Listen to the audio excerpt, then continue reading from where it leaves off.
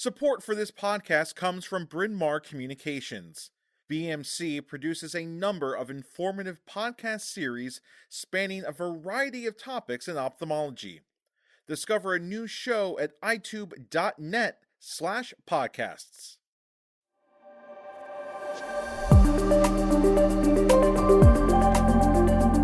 You're listening to The Mod Pod, a companion podcast to Modern Optometry, the go-to publication for full-scope ODs navigating the evolution of our profession. I'm your host, Cecelia Koetting. Join me every month to hear me speak with authors from each issue. We'll talk about their articles, get more in depth about particular points of interest, discuss how to apply tips and suggestions in real-life practice, and more.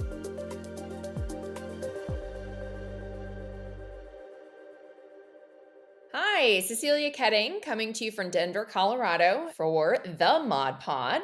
And today I have our friend Christopher Kruthoff, who is practicing at Northwest Eye in Minnesota. How are you doing today, Chris? I am doing fantastic, Cecelia. Good to see you as always. Good to see you as well. So we're going to talk about your article, Glaucoma and Systemic Health, Making the Connection. You and I previously worked together for a number of years back in Virginia and are both currently members of Intrepid as well. But you've been at your clinic for about 5 years. Tell me about your role and what you're currently doing. Yeah, so our practice is a rather large ODMD clinic in the northwest suburbs around Minneapolis, spanning from pediatric care all the way through geriatric care and everything in between. My practice really is focused in a few different areas, but specifically with interest in glaucoma, cornea, and surgical co-management, and that those really have been kind of the areas going back even to my residency out of school that have piqued my interest. And I'm happy and lucky to continue to be able to work with those in pretty large volumes in detail. So that makes you a great person to have written your article because you absolutely are in that area. And so kind of getting into it, holistic care regarding the eyes is definitely a small soapbox of mine. I really loved this article. I think it was a great thing to bring people's attention to. You are so right in mentioning that it's easy to overlook the effect of systemic health of our patients on their glaucoma. You mentioned a few things, among which was sleep apnea that affects the eyes in a multitude of ways we know. How is this affecting glaucoma or the risk of glaucoma? Yeah, so there's a few different theories as to why obstructive sleep apnea may have an impact on the development or the risk of glaucoma, really both in the realms of mechanical theory and vascular theory of glaucoma damage. Um, Patients who have obstructive sleep apnea, we know, have pretty considerable cardiovascular risk factors and issues, and really does put a lot of stress on that vascular system. Ultimately, what we end up with are issues with hypoxia and kind of dysregulation of that vascular system. And that creates a lot of issues with things like oxidative stress and local inflammation, things that we know cause damage to tissues elsewhere, but certainly can have a pretty considerable impact both on the optic nerve and the retinal tissues, which in turn can end up leading to or contributing to, at the very least, glaucomatous damage there. Beyond that, there are some thoughts as to mechanical stressors on the optic nerve. Number one, the majority, not all, but the majority of these patients are going to have higher BMIs. And the theory really is those patients are going to have higher adipose tissue around the eye, leading to an increase in episcleral venous pressure, leading to an increase in intraocular pressure. Interestingly, we know the mainstay treatment or the gold standard treatment, if you will, is CPAP, continuous positive airway pressure, which is beneficial in those cases, but it has been shown to be tied with an increase in diurnal intraocular pressure. The thought generally is that the CPAP introduces kind of an increase in intrathoracic pressure, increase in venous resistance, and as such, increase in intraocular pressure. So while it's beneficial for these patients to be on that treatment. Certainly, this is definitely something that we should keep in mind, especially if we have these patients who, are at target or our target that we're measuring in office, but seem to be progressing. Maybe we need to be keeping those nighttime fluctuations in mind there. And in theory, maybe we need to be keeping sleep apnea in mind as a potential problem for those patients, especially, say, our normal tension patients who may be progressing at lower pressures. And we're not really exactly sure, why when we have them down in those low teens or below, we aren't getting the results that we want. Yeah, that's really interesting. That's a really good point. Um, it's funny because with CPAP, we know that they need to be on it because essentially they're not breathing. They're stopping breathing while they're sleeping, and that's why they have to have that. But CPAPs, where we can talk about ocular surface and how much that, unfortunately, just with a poor fit or even with a good fit, can start to cause damage there. And to think about other issues that you're mentioning here, it's one of those, I think, a little bit of a chicken and egg, or a little bit of a rock and a hard spot, as far as we need it, but it's also potentially causing other problems. So that's, Yeah, and it's not the answer as you just laid out is not, well, CPAP could cause problems, so let's stop using that. That's going to cause bigger problems. So we need to work within the confines of what we have and just keep those other risk factors kind of in mind. so another one that you mentioned, and I was actually kind of surprised to see, was Raynaud's disease. Do you mind touching base on what the working hypothesis is regarding this? Yeah, generally this goes again more so in line with the vascular theory behind glaucoma damage. And this really is something more so tied with our normal tension glaucoma patients. Again, those patients who are progressing at lower pressures or developing glaucoma at lower pressures. And we've kind of known, or at least theorized, there's something very different about those than our standard primary open angle patients. With Raynaud's, what we end up getting is kind of vasospasm of those blood vessels, and we kind of get a dysregulation again of our vascular system there. We're getting poor blood flow due to certain stressors or other factors to certain areas, and in theory, that is also affecting poor blood flow to our optic nerve. If we're getting less blood flow to the optic nerve, our ocular perfusion pressure is decreasing. And especially when we combine that overnight with increases in intraocular pressure, as we know to happen, that's going to leave those nerves a little bit more vulnerable.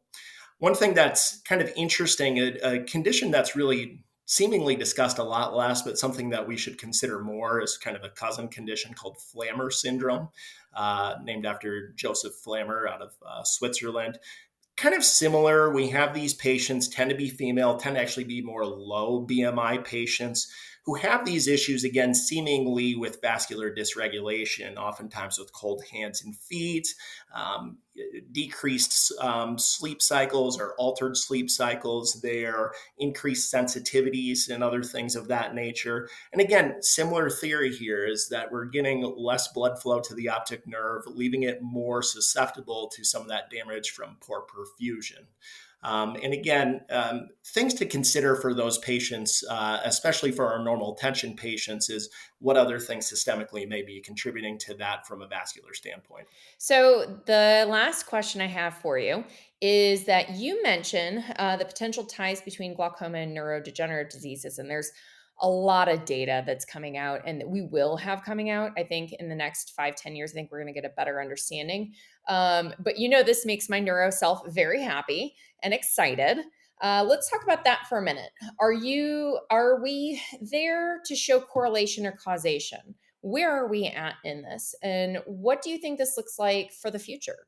So, of course, there's a lot of interest in, trying to find any sort of ties or correlations with glaucoma and other neurodegenerative issues. Again, glaucoma is a kind of neuro degenerative process here, but how well does it tie to other things, more prominent things like Alzheimer's disease, like Parkinson's disease, other things of that nature. And really, studies are going to kind of show this as a mixed bag.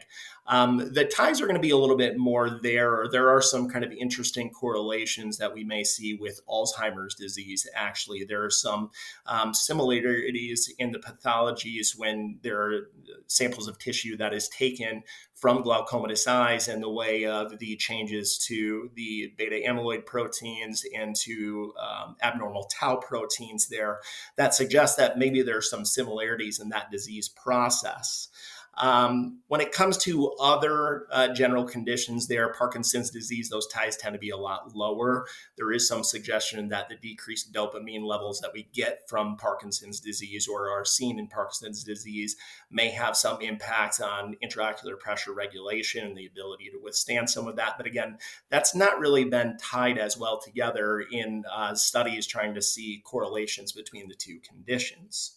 Unfortunately, treatments that may be used for Alzheimer's or dementia, things like memantine, really have not been shown to be effective in helping to prevent glaucoma progression. So as far as do we have kind of a common pathway between treating the two, that's not there quite yet. That being said, some of those background things, especially with Alzheimer's disease, certainly are intriguing. And when we get down further into the genetic levels, especially with the APOE genes, certainly is intriguing and hopefully will kind of lead us to some answers or at least some commonalities where we may be able to have treatment options that could cover for both. It's pretty exciting. It's just interesting. Right now, it's interesting, right? And in the future, I think it's going to get exciting because I think we will start to have a better understanding and we'll be able to potentially have better diagnostics and better treatment options. So, it's a stay tuned type thing, right?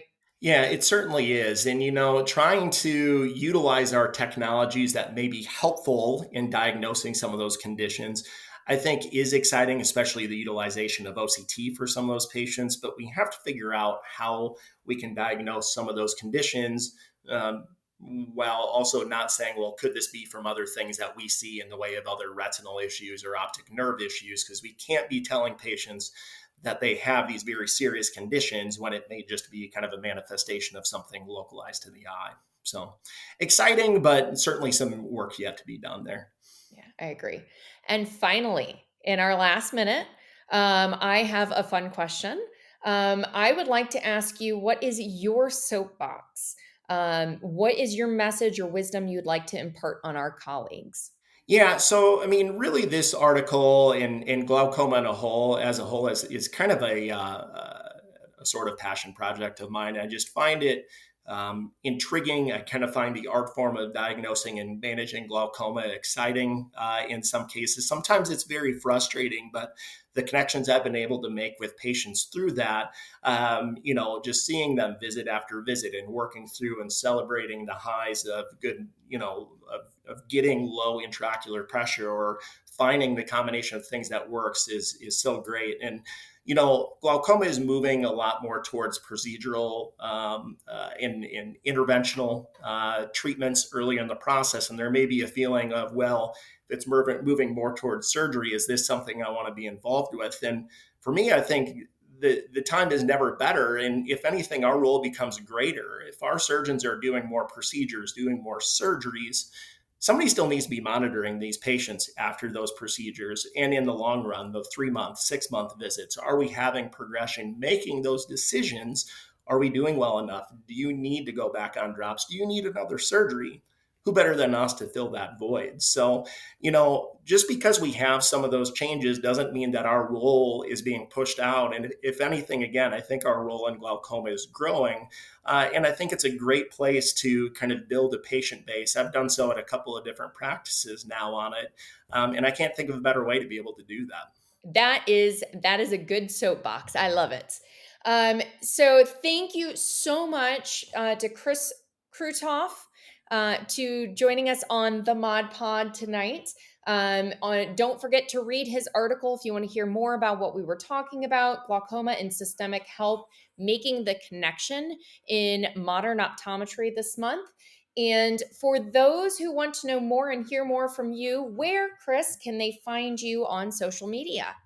So you can find me, my social media, maybe not as active as yours there, Cecelia. I'm on Instagram at Chris Kruthoff. Really, I mean, otherwise, email is a very easy way to find me, dr.kruthoff at nwiclinic.com. I should have some, hopefully, other articles for coming up for Modern Optometry later this year. And I think you can find us at the Intrepid Eye Society meetings. We have 2 of those coming up this year. So I have several different avenues here. Wonderful. Thank you so much for joining, and take care.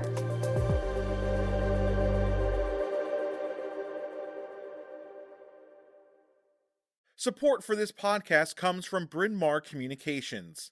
BMC produces a number of informative podcast series spanning a variety of topics in ophthalmology.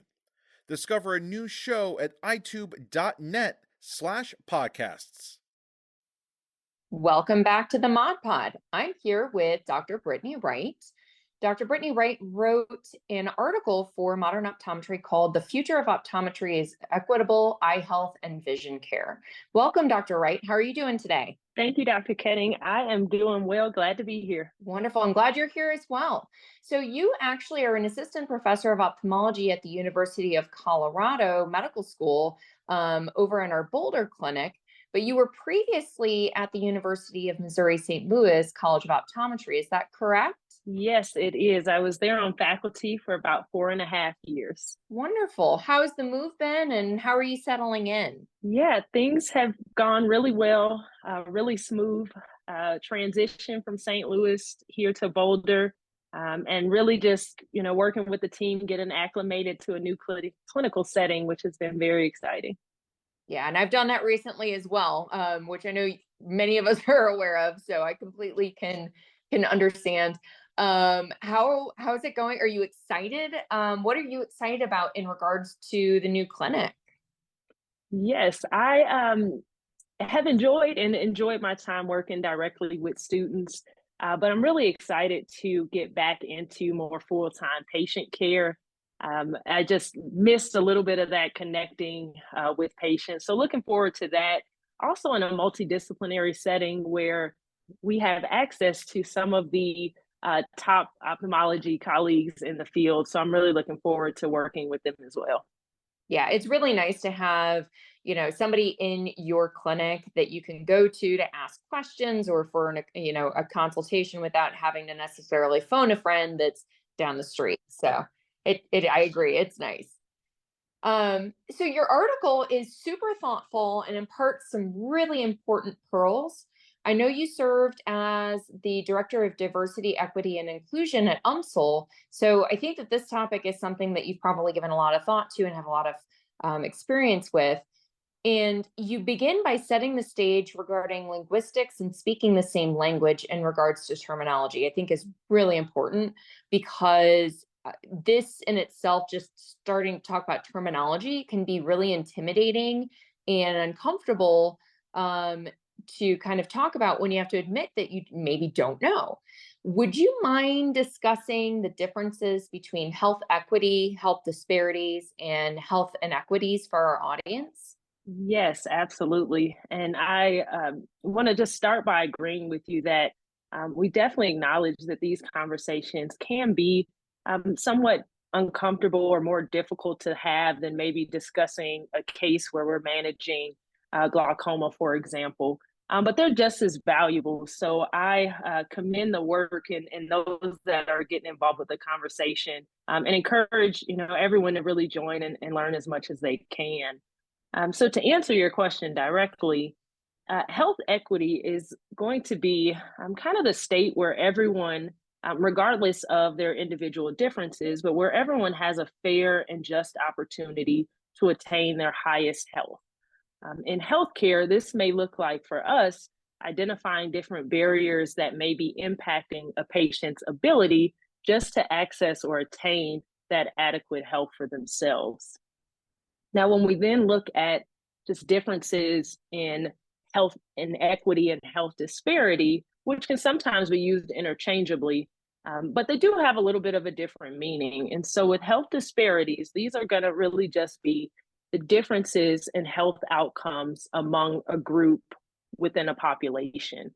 And so this may be based on demographic, whether that's race, ethnicity, gender, or things like socioeconomic status. So it's just the difference, the quantitative number for one group compared to another. If you dive deeper into those disparities, this is how we can uncover inequities. And so inequities are going to be those disparities that are actually tied back to unjust or unfair, or oftentimes, or in some cases, racially driven or racially motivated policies or practices that create disparities amongst groups based on their ethnicity, their gender, their race, their socioeconomic status, their ability to obtain or attain care is impacted because of those unjust or unfair policies or practice. So health inequities are going to be tied to some of those policies or procedures that were in place before that have now resulted in differences in those health outcomes. So hopefully that helps to clarify it a little bit. I know it does for me, absolutely. So, kind of in that same vein, how do these health inequities and disparities differ from social determinants?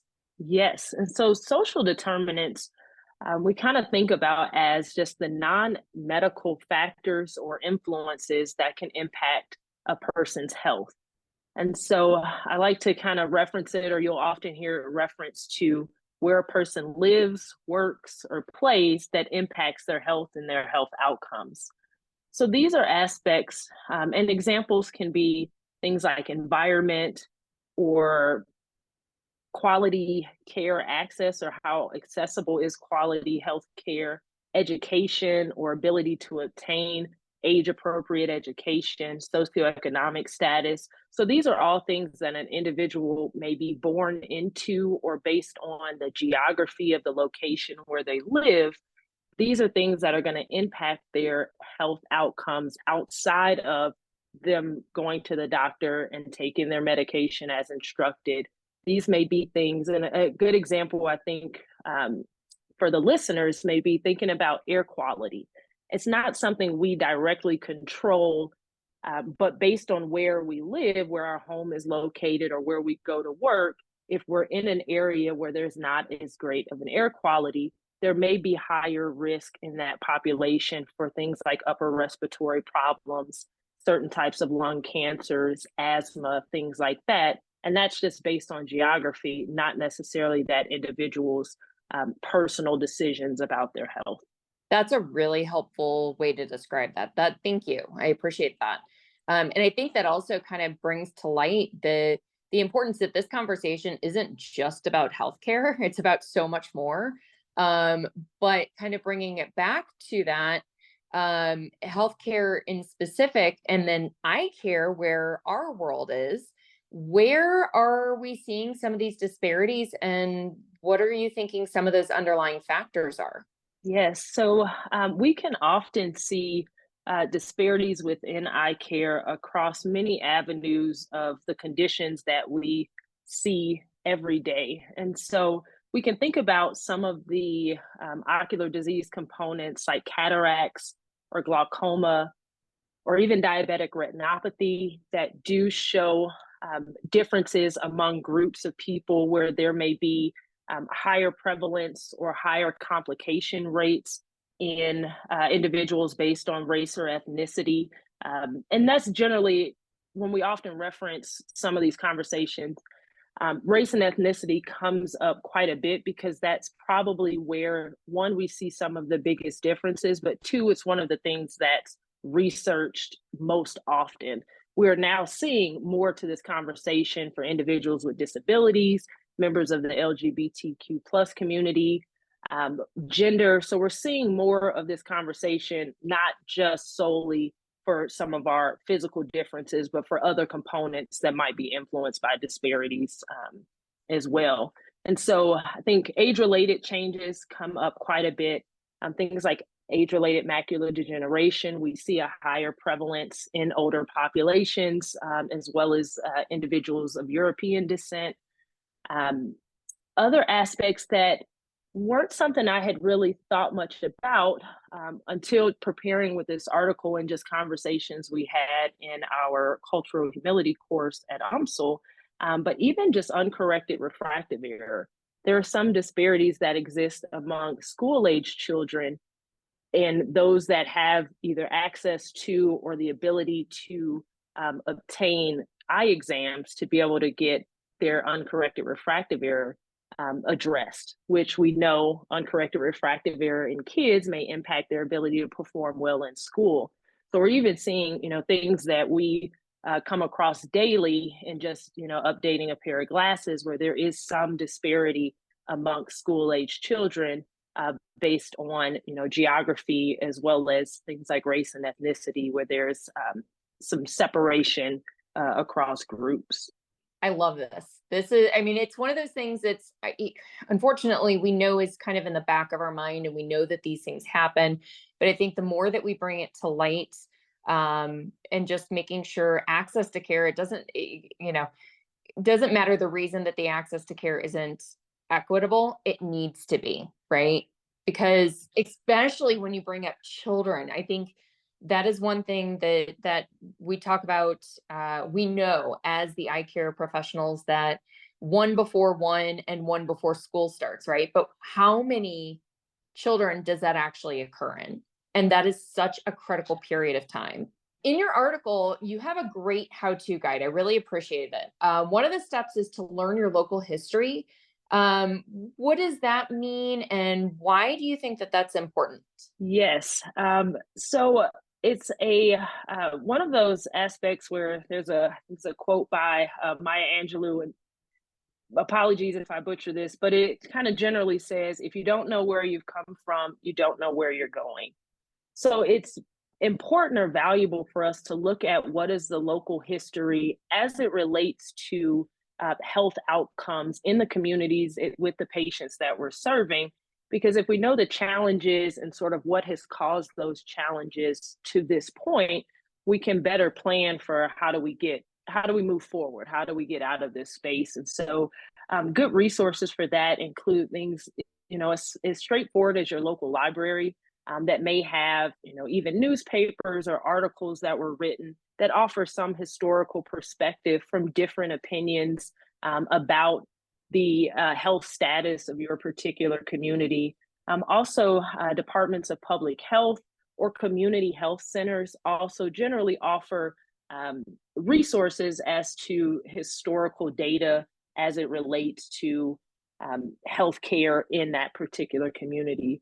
And so it's important because it offers some context as to why there may be, medical mistrust perhaps amongst the community that you're trying to support.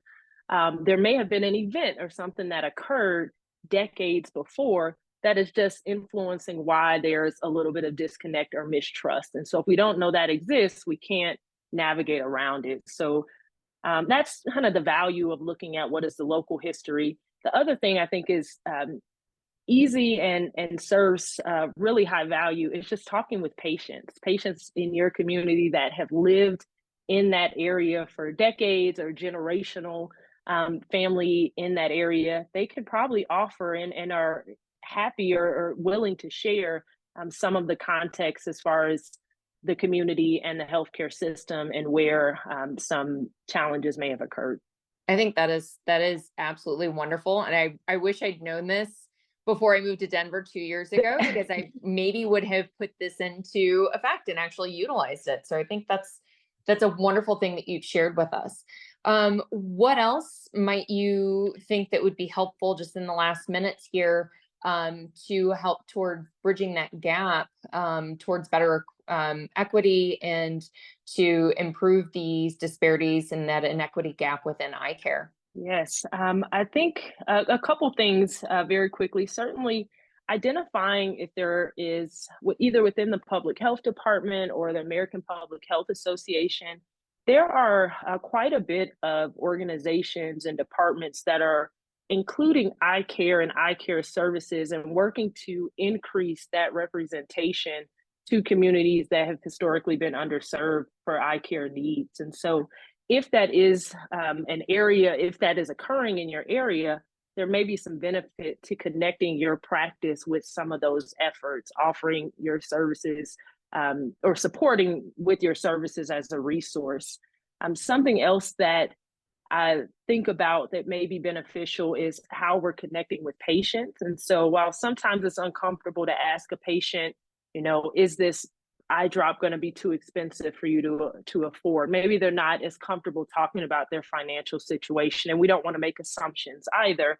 But perhaps it's QR codes in your office that allow a patient to discreetly complete a questionnaire that allows them to share, yes, I struggle with this, or I have trouble with locating where I can get fresh fruits and vegetables to help maintain my diabetes. So finding discrete ways to connect with patients in your office are other things you can kind of think about to connect with patients. That is perfect. And those are things we don't think about, but we do at the same time. We know we ask them, I don't want you to, I routinely tell my patients, I don't want you to decide between this medication and paying your rent or getting bread. That Yes, should never absolutely. be the way that things are. Yeah. So finally, I'd love to ask your question. What is your message or wisdom that you'd like to impart on our colleagues, other than what we've already talked about? And you've given us so much. Yes, I would just say, kind of very simply, to encourage everyone to be open to conversation, open to more listening, and having an open mind as we engage and try to work together, really with the same goal, and it's to support our patients, to support our community, to support our profession. Perfect. Thank you so much, Brittany, for being with me on the Mod Pod. For those of you, those who want to know more about you and hear more from you, where can they find you on your social media? Yes, so I am on LinkedIn, just Brittany Townsell Wright, Wright, and then on Instagram as Insight with Dr. Wright. Great. Well, thank you again so much for joining me, Brittany, and thank you all for listening to both of us on the Mod Pod, and see you next episode.